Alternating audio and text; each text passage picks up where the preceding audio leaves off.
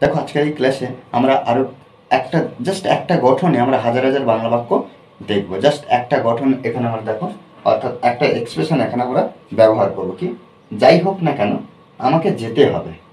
যাই হোক না কেন তোমাকে আসতেই হবে। দেখো কোনো কিছুতে জোর দেওয়া, জোর দিয়ে কাজটা, যেমন এখানে কি আমাকে যেতে হবে বা এখানে তোমাকে আসতেই হবে। যাই হোক না কেন, যাই হোক না কেন তাদেরকে সফল হতে হবে।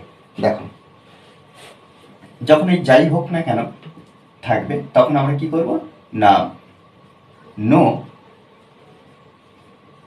ম্যাটার হোয়াট আমরা ব্যবহার করব। কি, নো ম্যাটার হোয়াট, এটা আমরা বাক্যের ক্ষেত্রে ব্যবহার করব যখন যাই হোক না কেন থাকবে। তারপরে কি, তোমাকে যেতে হবে, হ্যাঁ তোমাকে আসতেই হবে, তাদেরকে সফল হতে হবে, জোরের সঙ্গে ব্যবহার করা হচ্ছে। অর্থাৎ কাকে, আমাকে বলছে, তাহলে আমাকে যেতে হবে। তাহলে এখানে এই যে আমাকে, এই সাবজেক্টটা আমাকে বসাতে হবে। তাহলে আই যেতে হবে, হ্যাভ টু, হ্যাভ টু যাওয়া, তাহলে গো। তাহলে দেখো টু যুক্ত ভার্ব হয়ে যাচ্ছে অলরেডি। যেতে হবে, তাহলে আমাকে জোরের সঙ্গে বলা হচ্ছে যে আমাকে যেতে হবে, I have to go.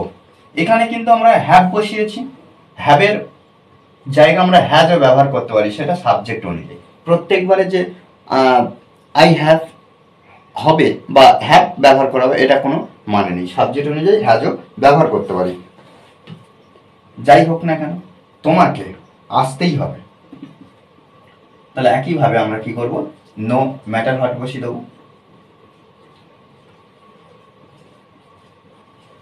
No matter what, তারপরে তোমাকে, ইউ, ইউর পরে আমরা হ্যাভ ব্যবহার করি, ইউ হ্যাভ টু, আসতে হবে কাম। এই যে হ্যাভ টুর পরে কিন্তু আমরা যে ভার্বটা ব্যবহার করব, সেই ভার্বটা V1 অর্থাৎ প্রেজেন্ট ফর্মে ব্যবহার করব। হ্যাভ আছে বলে আমাদের মনে হচ্ছে যে আমরা V3 হ্যাভ এই তিনটের মধ্যে যে কোনো একটা ব্যবহার করলে আমরা সাধারণত যে ভার্বটা ব্যবহার করি সেই ভার্বটা কি থার্ড ফর্মে ব্যবহার করি। অর্থাৎ কি, V3 past participle of the main verb, ভার্বের পাস্ট পার্টিসিপল করি, কিন্তু এখানে আমরা ভার্বের পাস্ট পার্টিসিপল ফর্ম বসাবো না। আমরা এখানে কি করব, তাহলে কি ইউ হ্যাভ টু কাম অর্থাৎ V1 বসাবো।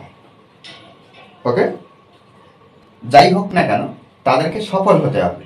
তাহলে একইভাবে আমরা কি করব, যে যাই হোক না কেন নো ম্যাটার হোয়াট তাদেরকে, তাহলে আমরা দে ব্যবহার করব, দে দে তাদের বা তাদেরকে সফল হতে হবে, দে হ্যাভ বসাবো। কেন হ্যাভ বসাবো, কারণ দেটা হলো প্লুরাল অর্থাৎ থার্ড পারসন কিন্তু plural. They have to succeed,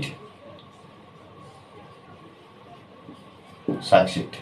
okay, তাকে এই যে সাকসিড মানে কি, সফল হওয়া। যাই হোক না কেন তাকে মিটিংয়ে যোগ দিতে হবে। একইভাবে নো ম্যাটার হোয়াট, আচ্ছা প্রত্যেকবার আমরা কমা বসিয়ে দেবো, হোয়াটের পরে কমা বসাবো। নো ম্যাটার হোয়াট, হ্যাঁ যাই হোক না কেন তাকে মিটিংয়ে যোগ দিতে হবে। তাহলে এখানে তাকে হি ব্যবহার করব, হির পরে কিন্তু এবারে হ্যাজ ব্যবহার করবো। কেন, হিটা হলো থার্ড পারসন সিঙ্গুলার নাম্বার, হিটা কি থার্ড পারসন সিঙ্গুলার নাম্বার, ওই জন্য হির পরে আমরা কি করলাম, হ্যাজ বসালাম। হি হ্যাজ, তারপরে টু, টু যোগ দেওয়া, তাহলে attend, attend,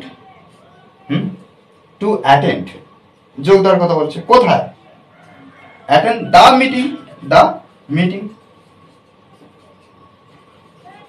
okay, attend the meeting, মিটিংয়ে যোগ দেওয়ার কথা বলা হচ্ছে। দেখো এইভাবে বিষয়টাগুলো আমাদেরকে দেখে ট্রান্সলেট করতে হবে, আমাদেরকে বারবার কি করতে হবে না, এগুলো প্র্যাকটিস করতে হবে, প্র্যাকটিসের বিকল্প কিছু নেই।